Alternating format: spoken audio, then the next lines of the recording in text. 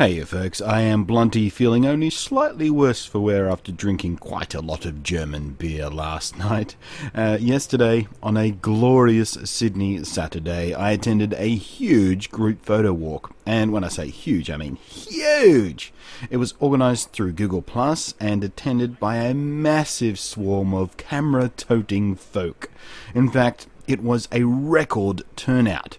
It's now the largest photo walk in Sydney, and indeed Australia, that has ever happened.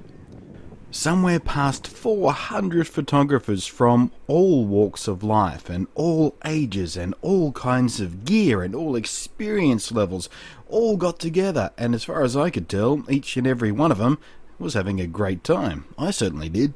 Before we go any further, I want to give big props to Hosts Michael Sutton and world-famous photographer Colby Brown. How a swarm of snappers this ridiculous wasn't a complete fustercluck, I've got no clue. It's a testament not only to good organisation, but also to the friendly, supportive attitude and kind of true blue spirit of the Aussie photo communities. It was a relaxing and supportive and encouraging assembly, sharing not only the simple joy of photography itself, but sharing knowledge and experience. I may be well known for being a cynical grouch, but it was bloody heartwarming, I'll tell you that. The walk went from beautiful Bronte Beach, starting at about 3 p.m, and continued to one of Australia's most famous beaches, the sun-baked shores of Bondi, where a smaller number of the more passionate snappers among us stuck around for the glorious golden sunset that was incoming.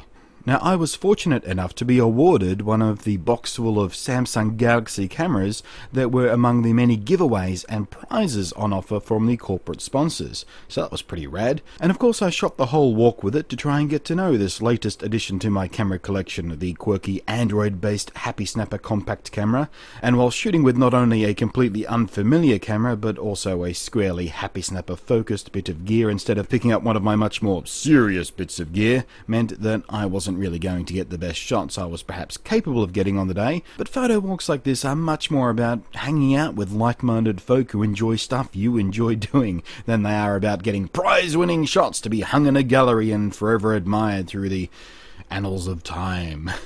If you're curious, a full review of the Samsung Galaxy camera will probably come before too long. I certainly need more time with it and some more testing before I can render a verdict, but my first impressions are that it's a pretty adequate compact camera, which thankfully offers up proper full manual control if you want it to. It's got some solid Android guts, being more or less the same internals as the Samsung Galaxy S3 phone, so all the joy of onboard capture, edit and instantly sharing online is there, and that's kind of the whole point of the camera, the connectivity.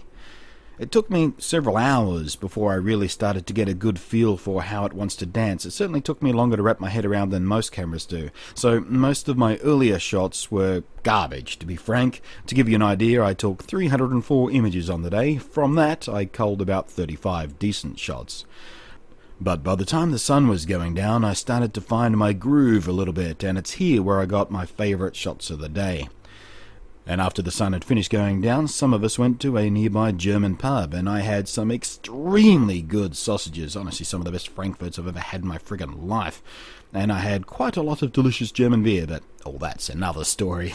But it was quite a lot of fun just hanging out with these like-minded people and sort of chatting about photography, philosophy and results and attitudes and all that kind of stuff. It was wonderful. So thanks for watching. I am Blunty, and I will catch you next time.